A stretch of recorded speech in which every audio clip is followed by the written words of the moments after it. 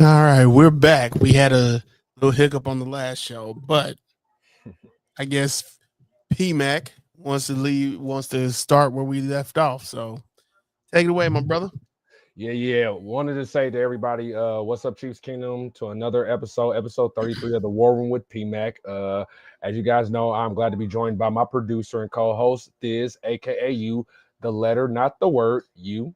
And we're gonna pick up where we left off. We had some technical difficulties on Monday. My laptop just shut off right in the middle of the show. So we are here today to pick up where we left off and give you guys our overviews of what we want to talk about. So we were talking about the first two preseason games so far, and we talked about week one against the Cardinals where we lost 20-17. Um, and our takeaways, as I mentioned, was Hicks, Jaden Hicks, and Roland Wallace stepping up, getting those picks. Offensively, Mahomes and the first team looked good, but then they showed promise, but lacked polish, especially in the passing game beyond the starters. So the loss underscored the need for growth among the reserves. Also, before we go talk about week two, we've had some breaking news from last night, Yep. and that is the fact that Sky Moore, and we will talk about this, talk about him, especially within this thing. Sky Moore is going to the 49ers for swaps for, we're swapping our 2027 seventh round selection and Sky Moore to the 49ers, and they're giving us back the 2027 sixth round selection, which I'm not too mad about, but Me I neither. don't, I didn't think Sky wasn't going to make it, especially what we saw from last week's preseason game.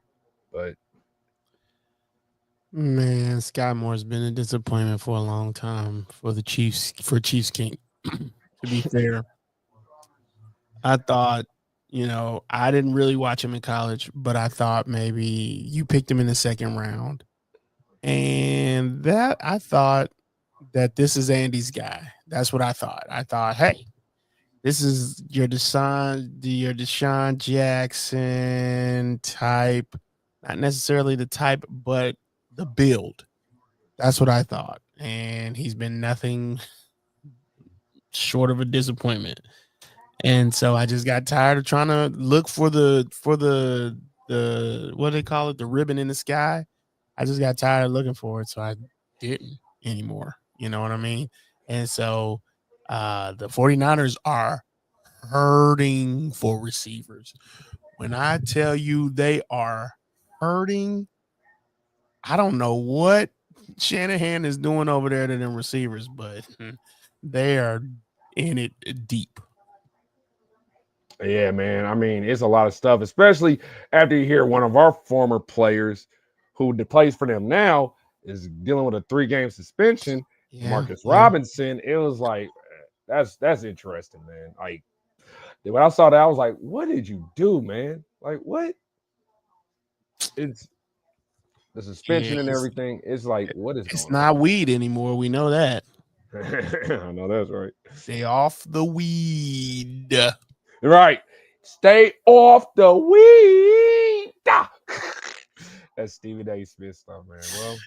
Well, it is what it is, man. I mean, especially when you're getting into the season, yeah, man. I mean, unless you have a medical prescription, that's fine too. But at the same time, you gotta follow the rules within the league, especially when you're a football player in the National Football League. So it is what it I is. don't think they matters much anymore these days as they used to. That's true. I actually 100% agree with that. So now we talk about week two, where we played against the Seahawks, and this was an ugly one, in my opinion. Yes, it's preseason and they don't count, but the Chiefs rested most of the key starters, including Mahomes, Kelsey, Big CJ, Chris Jones, Nick Bolton, and McDuffie, leading to a lopsided 33-16 defeat. The Seahawks dominated us with 477 total yards, where majority of them came on the ground, 268 of them against the Chiefs, 156, exposing defensive weaknesses, particularly against the run. The game was played in rainy conditions, affecting both teams' execution. However, the Seahawks, they executed better. And it was those key moments where Seahawks rushing attack overwhelmed the Chiefs defense, averaging they averaged pretty much 10 yards per carry in the first quarter. 11 carries for 114 yards. They finished the game with 268 yards and 2 touchdowns. Our offense struggled early, trailing 23-7 at halftime, with Seattle outgaining us 309 and 104 in the first half, bro. A field goal in the third quarter cut the lead to 23-10, but Seattle responded with a 71-yard touchdown drive. And then a late highlight came from, of course, now former Chief Sky Moore, who returned that 88-yard punt for a touchdown in the fourth quarter, providing a spark despite those early struggles with those 2 drops in a muff kickoff, man. And then, of course, the injuries are plaguing us again. You know, Najee Johnson left the game with a shoulder injury. Noah Williams, my guy, concussion. Man, I hope he pulls through. Mike Edwards had a hamstring exiting alongside Jack Cochran, who looked very terrible getting exposed by the run game of the Seahawks. Felix Uzama, as you know, he's out for the season as a result of a hamstring injury. Might be ACL. I need to look back at that. And also, rookie defensive tackle Omar Norman Lott briefly left but returned to the game. But my takeaways was that the run defense was a big, huge weakness without the starters like Nick Bolton, which is why we brought him back. Raising concerns about the depth after last season's strong performance, finished 7th in yards per rush allowed. Offensively, the backups showed efficiency in spurts, but they couldn't match the Seahawks output. But the game highlighting the importance of roster depth and injury management. So what's your thoughts about that so far? Man, you're gonna be hard pressed for me to talk about how bad it was in a preseason game because I don't care. In the words of Stephen A. Smith, I'm here to tell you, we don't care. We don't care. I'm sorry. Right. I just can't. Like, preseason games are for families of 5 who can't afford to go to regular season games, so they can take their kids before they go to school and end up going to a game like this. Like, they're for people like me who just can't, like, I'm not gonna say can't, but won't go to a regular season game with his whole family. So I just use a preseason game to go. That's for me what it's for. And it's to get those other guys some tape out there just in case when they drop the 90-man roster to the 53-man roster, that they can put some tape out there for teams such as the 49ers, who now have uh more. So with that being said, look, man, people called me that day talking about we got mollywopped by the stupid Seattle Seahawks, and I just couldn't find myself caring any less than I did. I just couldn't bring myself to muster up any feelings around that game. Now, for some people that need to step up, yes, there's a few names that I could call out, but I'm not going to.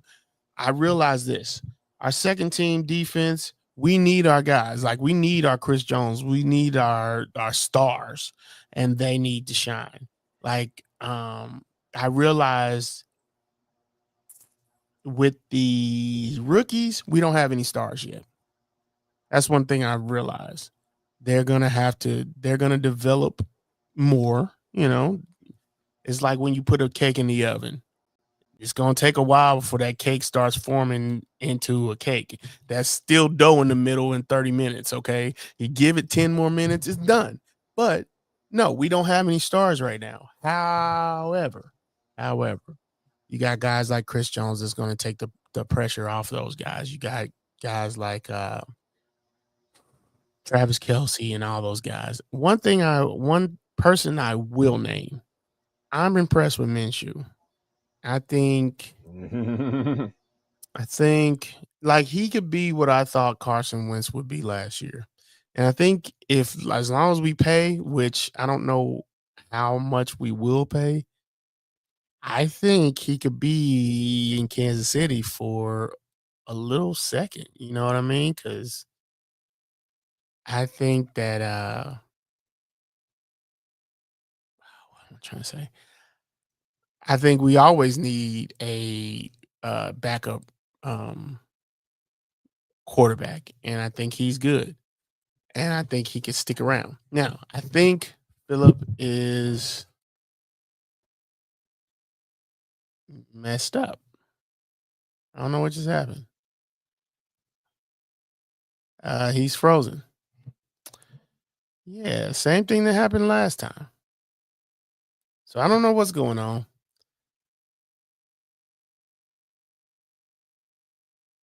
Philip, you there?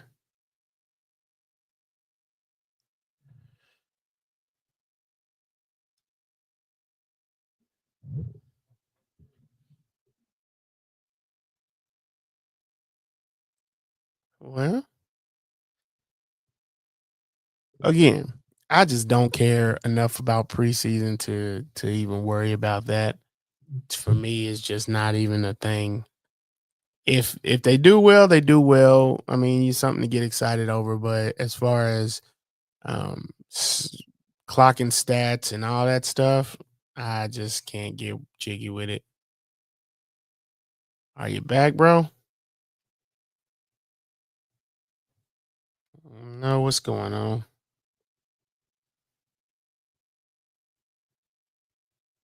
Let's see.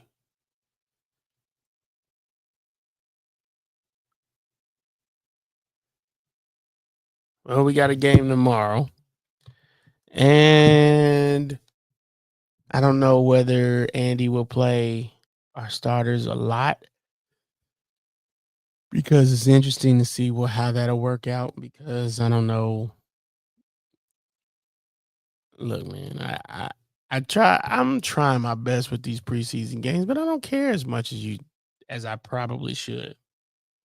Um, if we get down to our second, third team, we're cooked. We're cooked. And we know that. We all know that. If we get down to our second and third team, we're cooked. Unless you got guys like Chris Jones playing. And as long as your stars playing, it'll cover up a multitude of sins. But however, I don't know. I don't know what I'm looking for in these preseason games except for the production of a couple of players, just a couple. So I'm not sure if PMAC is coming back. We're gonna wait for a couple more minutes to see. And if he doesn't come back, we will end the show once more. I wish I had the Jeopardy music. Actually, I might have it.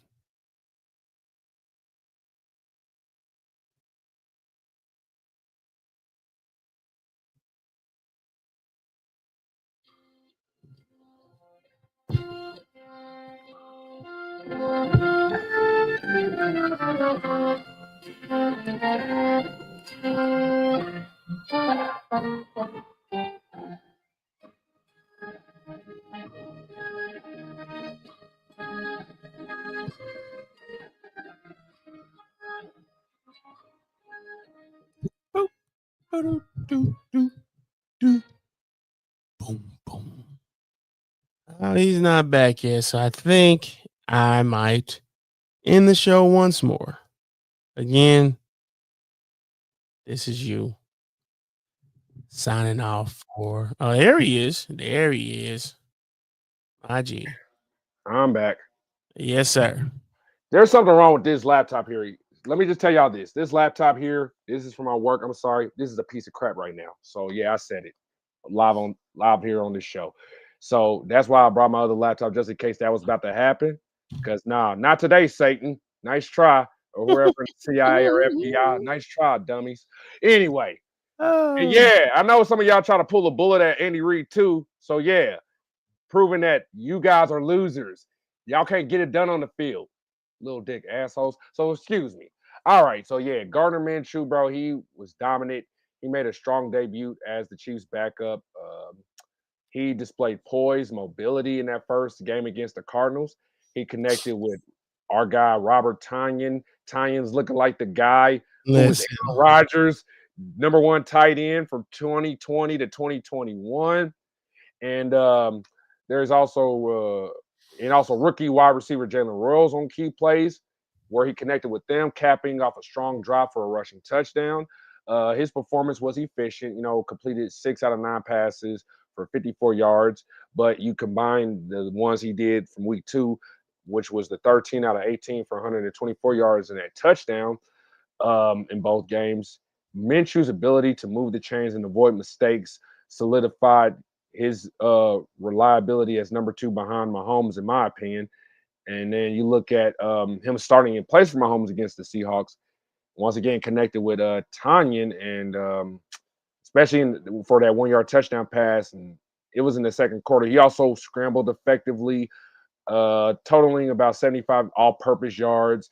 His efficient completion rate of 72%, a 109.5 passer rating, bro, through 2 games, and has shown the ability to find open receivers like Tonyan on that 1-yard touchdown pass in tight situations.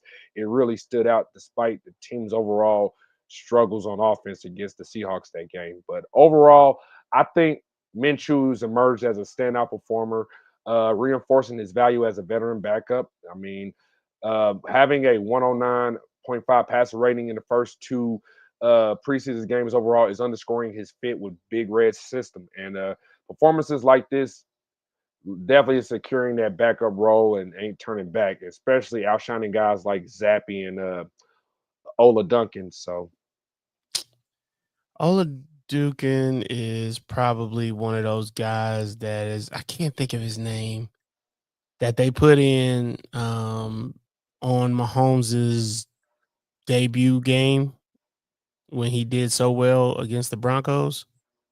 yeah. You know who I'm talking about. Tyler Bray. Tyler Bray. He Ola Dukin Yeah. is basically Tyler Bray. It's one of those breaking either we're either doing very good or very bad if he's in. So I think you trust Ola Dukin a little bit more because he's been in Andy Reid's system. But the issue is Bailey Zappi has more not preparedness, pro experience. That's the word I'm looking for. So that's the only issue that I see. Ola Dukin will probably end up being on the practice squad.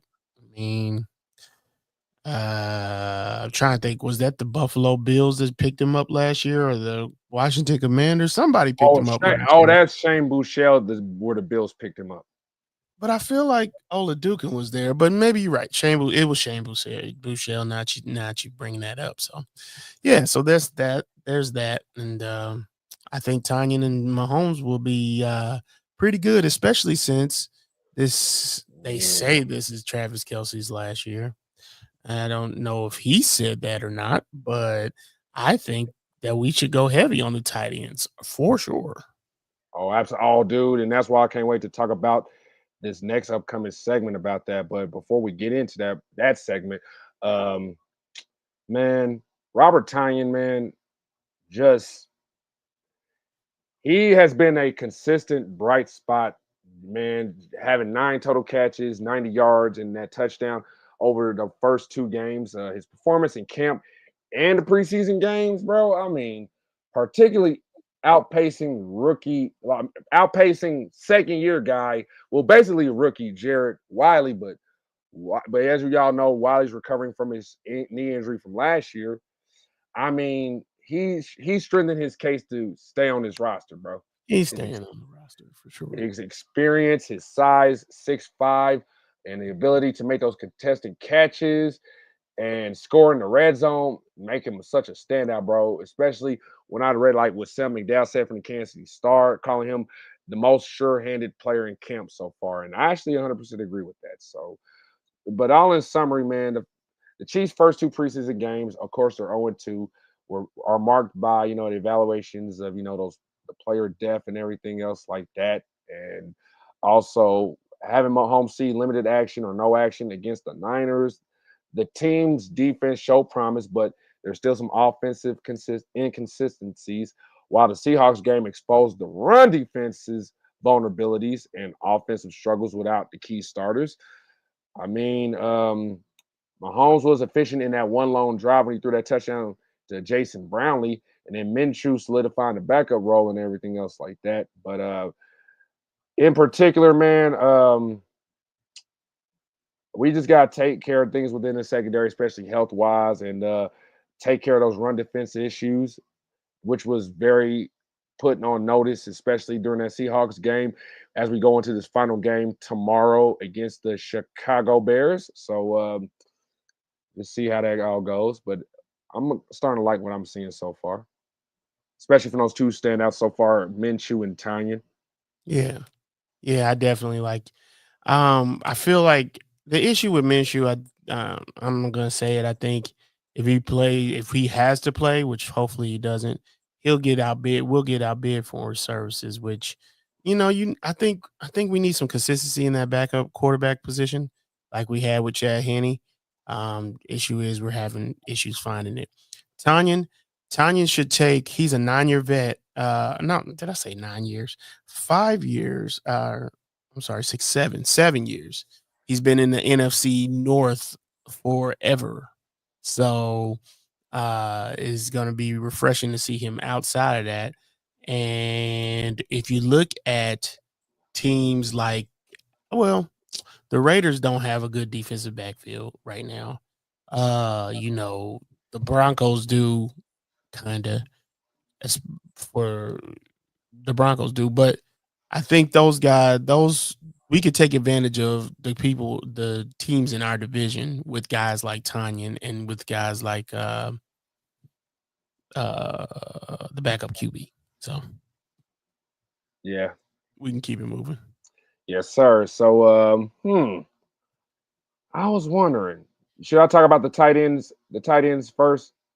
Go over them because yeah, you know what? I'll just talk about the tight ends first and then get into the other positions that we need to talk about. And why I want to talk about the tight ends is because I just personally believe the Kansas City Chiefs tight end group for the 2025 season. I think you already know Kelsey, Gray. Now you can say Tonyan, and yes, we got to say Jared Wiley. Do They're we? I would have to say Jared Wiley, bro. So we won't keep 4 tight ends?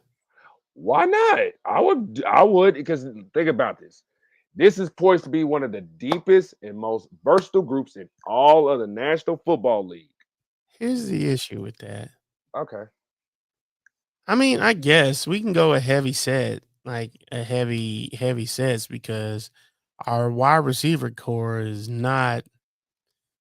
I don't know, man. I think it leaves a little bit to be desired, to be honest with you.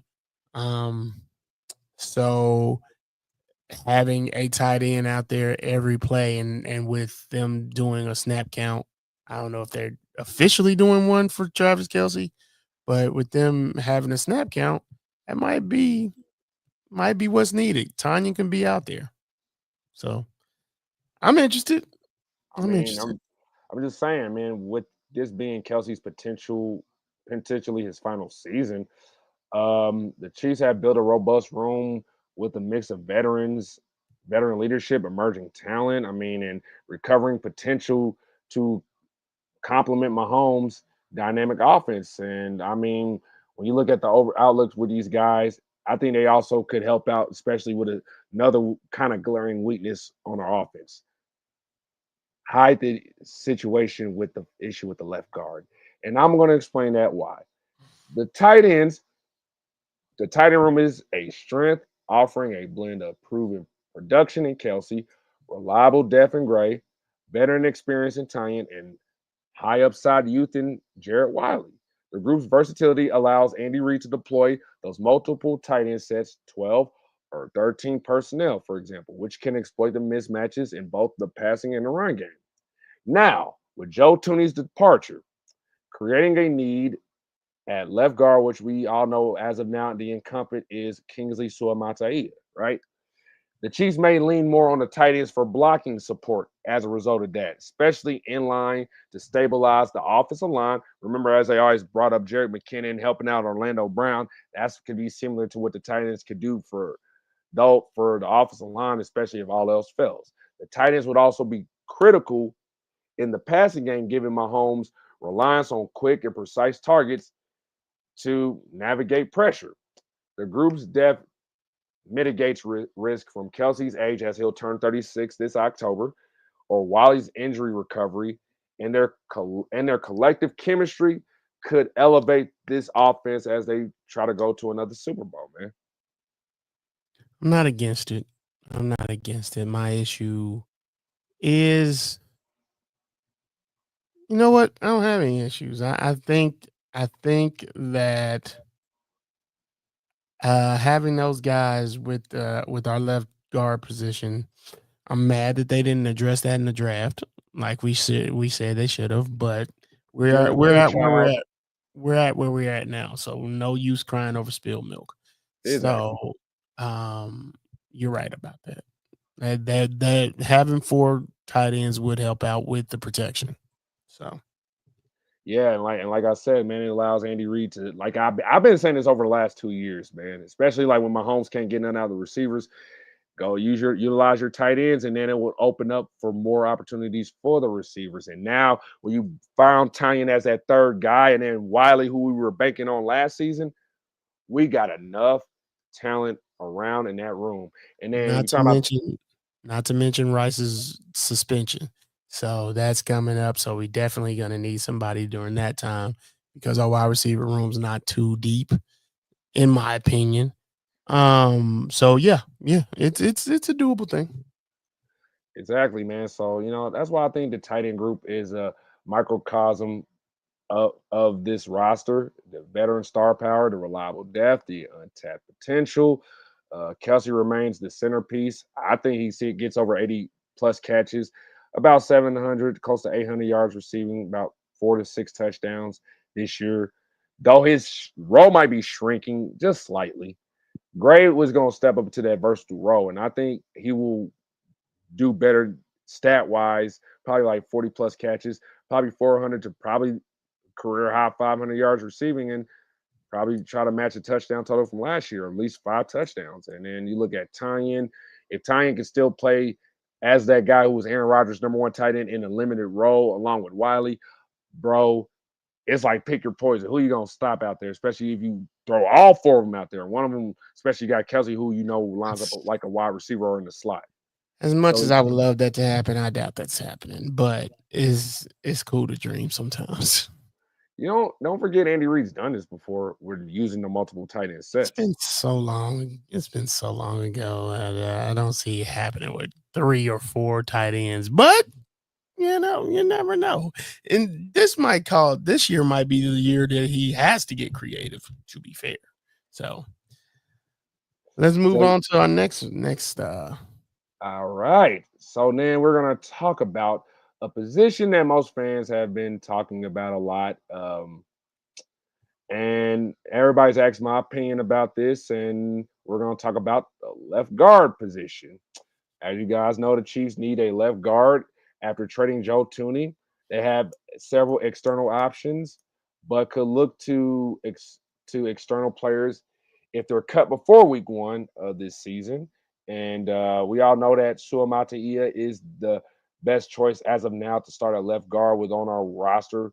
His dominance, first team reps throughout training camp, very good run blocking performance of preseason, and the Chiefs' clear investment in him as a high draft pick indicate he's the main front runner. While his pass blocking needs like refinement, especially as you saw him getting bull rushed against the Cardinals and then some snaps against the Seahawks.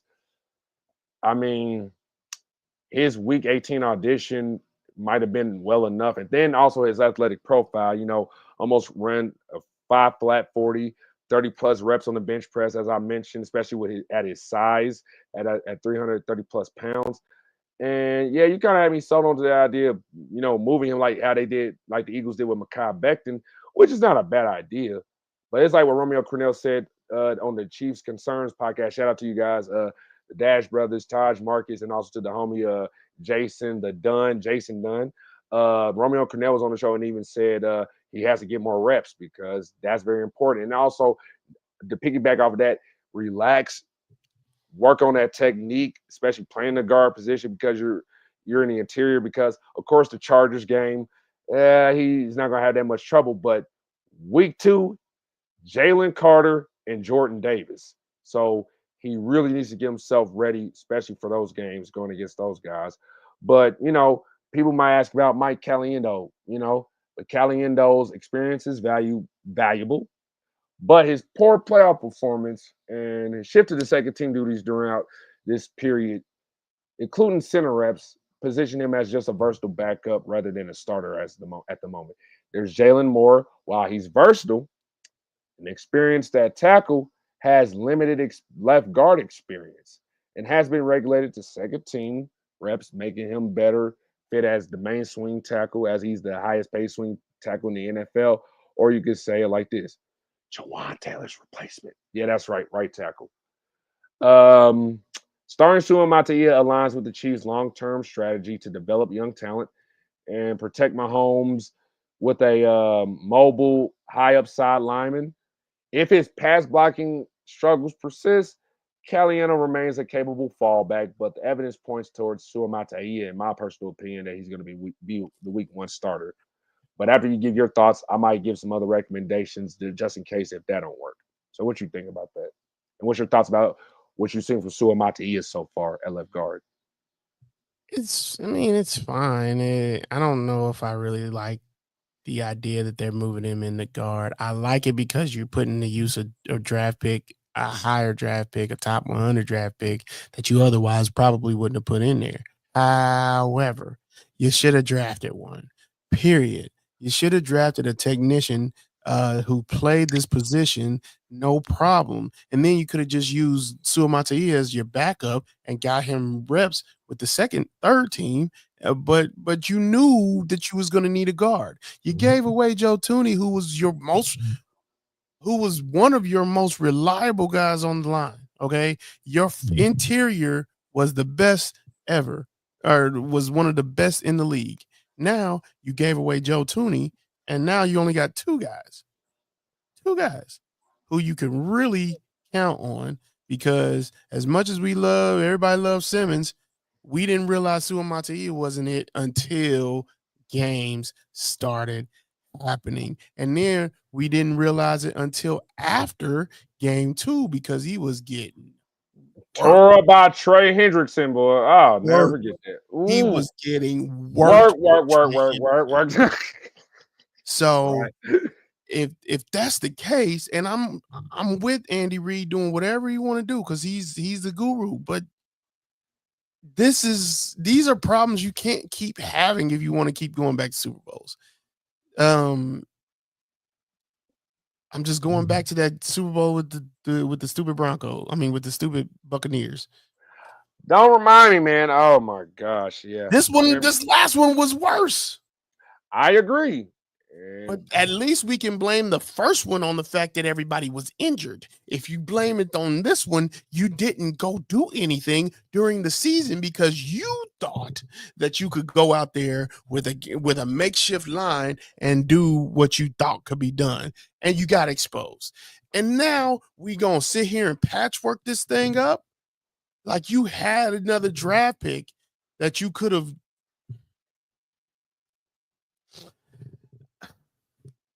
And don't get me started on the fact that you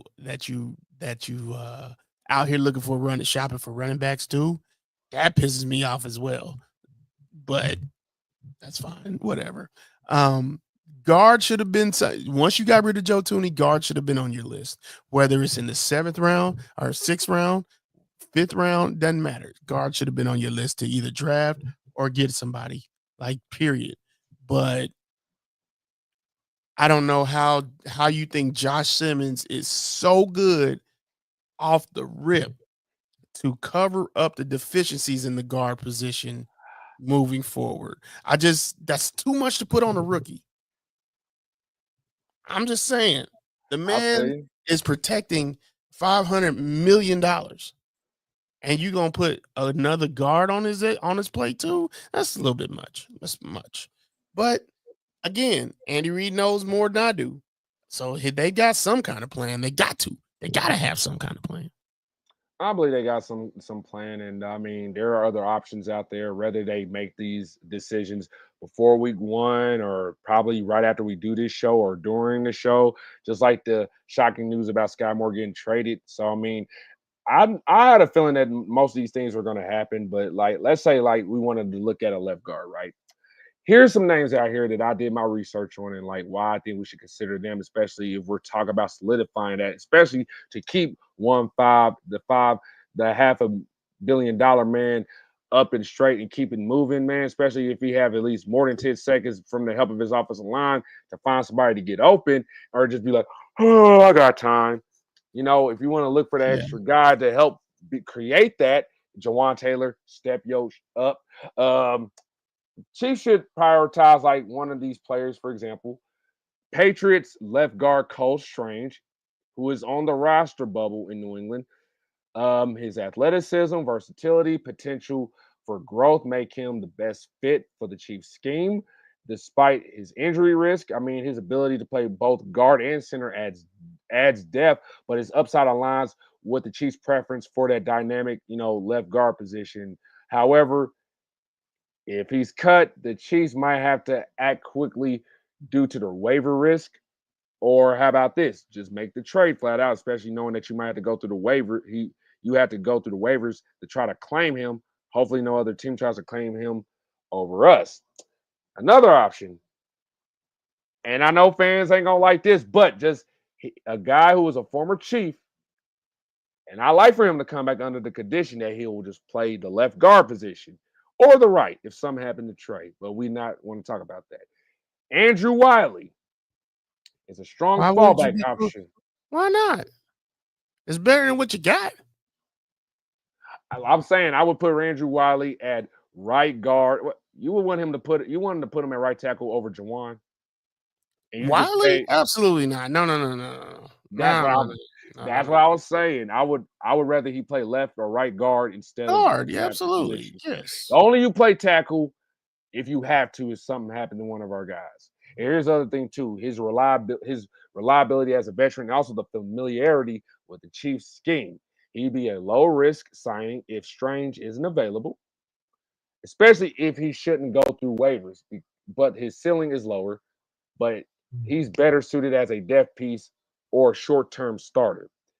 Then another option, last but not least, Cordell Volson, who was the starting left guard for the Bengals, who protected Joe Burrow, but he's a pass blocking liability too. That's why they drafted Dylan Fairchild, my guy that I want the That's Chiefs to get that's the from for left gentleman guard. that they picked up in the second or third round, and you ended up. I think you had him in your mock draft as a six, and I was like, man, that felt. And I looked at everybody else's drafts before that, and everybody had him like the fifth, sixth round. Man, they picked him up super early. So hey, Yeah. whatever. Yeah, so let me just say this before we move on to our last two topics of the night. But let's say if the Chiefs were to give a hypothetical like trade idea, especially noting we just recently traded Joe Tooney to the Bears, a fair offer, let's say if I wanted to trade for Cole Strange, would be using, the 2026 draft capital. It would be a fifth round pick for Cole. This accounts for his upside as a 27-year-old with strong experience and draft pedigree, balanced against his risk. If the Patriots want to push for more, it could escalate to a fourth round pick with conditions, a conditional fourth, or it could go to a third if he starts more than 10 games, right? But overpaying beyond that wouldn't make any sense for a rental player on an expiring contract. So a sixth or a seventh round might suffice if the negotiations are in our favor, but a fifth strikes as the right balance for that to happen if that were to happen to get Cole Strange from the Patriots. I'm not against it. I remember you originally brought that up, and I didn't think that was a bad idea. I don't think they'll give them to us, but hey, I'm here. I'm here for the. Got to try. Yeah, yeah. Got So to, bro. So now we're going to talk about another situation that fans have had issues with, and that is just like left guard, the running back position. The Chiefs group has, Pacheco, Kareem Hunt, Elijah Mitchell, Brashard Smith. This is a talented but crowded room with a mix of proven veterans, injury prone talent, and a high upside rookie who still has yet to truly prove his worth that he deserves to be as part of this roster to contribute. So, Pacheco, he is definitely running back one when he's healthy. His explosiveness and his third down ability make him the centerpiece. And is going to come down to seeing, is he going to bounce back from to being that guy he was before he got injured in that game against the Bengals week 2. So we're going to be looking at that as well. So there's Kareem, the reliable veteran. He led the team last year with 728 yards rushing, but lacked the efficiency. But his familiarity with Andy Reid's scheme and his pass blocking ability has definitely got him that one running back 2 role, especially be the number 1 guy just in case of something happened to pop like what happened last year. There's also Elijah, man. I mean, if Elijah can stay healthy, he could challenge for significant touches.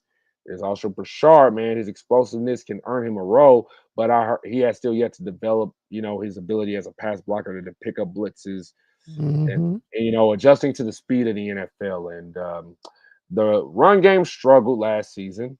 And with Joe Tooney's departure, the offensive line's uncertainty, especially with Josh Simmons. And I remember I said Josh Simmons or nothing before the draft. It may force the team to rely on the versatile backs for receiving and blocking as well, just not only the tight ends, but the running backs too. And the group's ability to stay healthy and complement Mahomes and the passing attack will determine their success. And that's why there's some concerns about how this group is going to come out. So if the Chiefs had to make a choice, right? Who's the odd man out between, let's say, Mitchell or Brashard Smith? I think the person who has the edge is probably Mitchell because he has the veteran experience, proven NFL production. This is a guy who averaged 5.4 yards per carry, familiar with a similar high powered offense like he ran with the 49ers. And he has Beach's endorsement, so that's big time. His explosiveness and the receiving ability align with what Andy Reid does. But the issue is he missed all of 2024 due to his injury, and his history 22 missed games in 3 years raises durability concerns. And at 27, he's not a long term investment, man. And his contract adds pressure to perform too. So if he can stay healthy, he's definitely staying here. But he must outperform Smith in tomorrow's game, especially to solidify that. Yeah, I'm that guy who y'all don't need to go after anybody outside of the kingdom to be that guy. And then you look at Smith, bro. This is the guy I was really expecting to see those big things out of, despite if he was a 7th round pick. But there's a difference between the Isaiah Pacheco's of the world and Smith. Pacheco, even as a 7th round as a rookie, he came and he picked up on the system quick, and he never looked back. He started like as the 3rd running back, finished as the number 1 running back. He just stayed the course and just knew he was going to be part of the first team and getting significant snaps to where he became the number 1 guy. Not seeing that from Smith so far. And No, you're not. his youth and his special teams ability uh could give him a push, but it's just gonna make him a practice squad candidate, which That's all. will be beneficial to him, especially as he bulks up and tries to learn how to adjust to the speed of the NFL within that year, which shouldn't be too bad. And of course, I thought about it too. Would you keep Carson still? You got to. Right. Like we I'm just asking. I know people are might be down on him because I am, but he's got to get a chance to redeem himself. Like you gave Sky Moore all this potential, and now we just now trading him at the week after week. I mean, in year 4, right?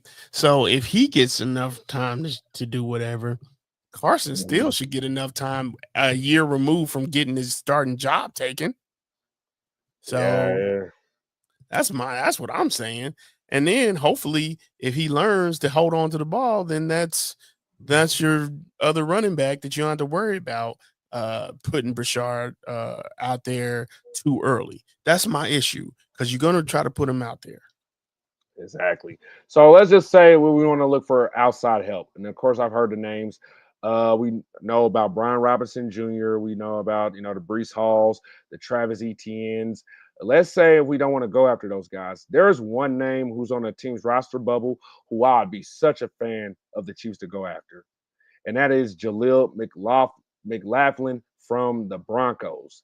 That guy, he's 5'7", 187 pounds, but he brings that elite elusiveness and the receiving skills that would add a dynamic mismatch creating element in passing situations, especially similar to how Andy Reid used to utilize guys like not only Jared McKinnon, but Darren Sproles. And he is coming from an AFC rival. I would love that, You especially think you we think they're got like you think he's going a roster bubble? That's what I've just been reading a lot of reports and I saw his name. I said, "Oh, McLaughlin? Wow!" If Sean Payton would be ridiculous to let him go, and we're like, "Wow, the rich keep on getting richer." And I know he would be like, "You know what? I would definitely like to play with Mahomes just to shove it down my former team's face, similar to Marcus Allen and the Raiders." You know what I mean? And yeah, I have to Not say this. bad. Yeah. And yes, the old Philip was back when I used to say, fuck the Raiders. That's right. So we move on.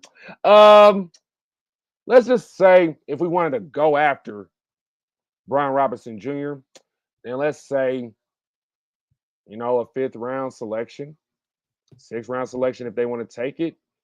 And originally I had it like if we didn't trade Sky Moore to the Niners, then I thought, hey, why not trade Sky Moore and the fifth round or fourth round pick or whatever it was to get Brian.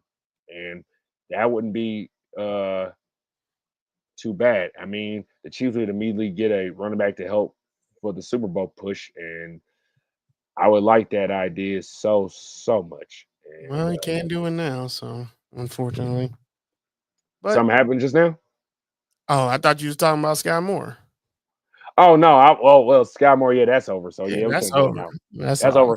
But pursuing the running backs is not Oh over. no, So not at yeah. all. So other than that, the strategic outlook, I think Pacheco, I think he can still put up 800. Probably could put 1,000 yards rushing this year. I think his old self is back. I think Kareem will be reliable, about 400, 500 yards rushing, maybe 5 rushing touchdowns. There's Mitchell as a wild card. There's also Smith as a developmental piece, and the Chiefs have the depth to navigate injuries and support Mahomes. Adding a guy like McLaughlin or a trade target like Brian Robinson Jr. would only enhance the flexibility, especially if the offensive line continues to struggle. So the focus would be on Pacheco's health and the development of the guys beyond him and Hunt as we try to aim to balance the run game with the high-powered offense to get back to the big dance. So, yeah. So, any final thoughts on that before we get to our final segment? None from me. All right. And the last thing I want to look at an overview and just finish up with this. I saw something so ugly on the last preseason game with the run game. You know what was that? Jack Cochran had the green dot and we gave up runs of 30, 16, 15, and another 30, where, even before they scored on us, I remember seeing Jack Cochran trying to get everybody in line, like, guys, like he was all over the place. And I said, oh boy, before the play happened, I knew they was going to score or do a big play on us because of the miscommunication. And it was just terrible. Just the linebackers, we could boost the linebacking depth, man, particularly in the sub packages where the coverage and the pass rushing versatility are key, right? By targeting a player who's on any other bubble. I mean, while Jeff Bassa brings the athletic upside, right, from his Oregon days, excelling in his own coverage and sideline to sideline pursuit, his inexperience in NFL schemes could limit immediate impact in spag scheme, bro. You know what I mean? So adding a veteran who would provide reliability without sacrificing speed would be of help. But there's just one player I would love to see on this roster if we were to make that move as for the fourth linebacker. But we have a complete roster of these guys. Jamin Davis, who was formerly picked by the Commanders, now playing with the Jets. He's on the bubble as well.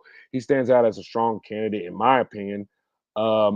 At 6'4", 234 pounds, he offers the prototypical size, the elite athleticism, run a 4.48 40, making him ideal for the sub package roles where he could drop into coverage or blitz from the edge, which I saw him do on tape. He is good at both, man. And he flashes. He's shown flashes of pass defense with a career Pro Football Focus rating, around 6 to 70 in limited snaps, allowing him to match up against tight ends and running backs in the nickel and dime sets, which is really good. You're looking for Bassa, while he has promise, he is still raw. He may need more time to adjust to the pro level route concepts. He's super raw. He's super raw. I don't really consider him an option, unfortunately, but he's super raw. Yeah. I mean, and we look at the versatility of a guy like Jamin Davis. He can play both inside and outside. He had 13 and a half sacks in college and has some NFL edge reps similar to Leo Chenal. He fits bag scheme very well, and where that rotates the linebackers like Tranquil in the sub packages. This edges out Boss's traditional off ball, um, you know, upside. The experience, when you look at him, he's 26. Davis has had 50 plus games, and he has 13 starts, but he provides an immediate depth behind Bolton, Chenal, Tranquil. His inconsistencies are mitigated at a sub role, but he's a low risk cut possibly for them. And I think he's claimable off waivers if he does go on waivers for the Chiefs. We have a good linebacking group, but we lack proving coverage beyond Tranquil. We need Yep, somebody who's that beast, and this is why I wouldn't be surprised if they're talking about moving Jayden Hicks as a dime linebacker too, because I think he would dominate in that role very well. he would. Similar, definitely. So if David stays with the Jets, right, they decide to keep him. There's other alternatives like Damone Clark from the Cowboys. Very nice pick right there. I like Damone Clark. Yeah, because of Kenneth Murray, and then also the guy that they drafted from Notre Dame last year. I forgot how to pronounce his name. It starts with an L last name. Or a name of a linebacker I've been a fan of over the last decade, Zach Cunningham from the Lions. Right. That would You be a think nice pickup. you think they would give? I don't. These are teams that are in direct competition with us, like direct competition. The Broncos, the Lions, Super Bowl. Those are guys that want Super Bowls, and they got to get through us to get it. I don't know if they're going to be too willing to trade unless we got to sweeten the pot, and I don't know if we're going to be willing to do that. I'm just Yeah, just throwing that out there. yeah. So Yeah. other than that, we will be watching out for these moves and everything around the week of August 26th, which is Yep. 5 days away. Not So, far at all. well, I gotta say, finally, after all the hell that we've gone through since Monday, this finally wraps up tonight's episode. I'm glad everybody could join us. We hope that you enjoy tomorrow's game, which is the home opener um, for the 2025 campaign. Even though this is still preseason, it's the last preseason game. This is the home opener. Hope all that are going out there to Arrowhead tomorrow. You guys enjoy yourselves. After that game is played tomorrow, the staff will be hard at work to assemble the best 53-man roster before the August 26th deadline. Here at Chiefs Focus, when you guys come back here, we will get you ready for the Chiefs and Chargers Week 1 game in Brazil. So I just want to say thank you guys for joining and just bearing with us, man. You guys are. I love you all out there at Chiefs Kingdom. We're out for blood. You hear it, Eagles? We're out for blood. So other than that, you got anything you want to say to this? We get out of here. Good. I'm good. For that man over there, that's P Mac. I'm you. The letter, not the word. And for Chiefs Focus, we out. Deuces. Deuces.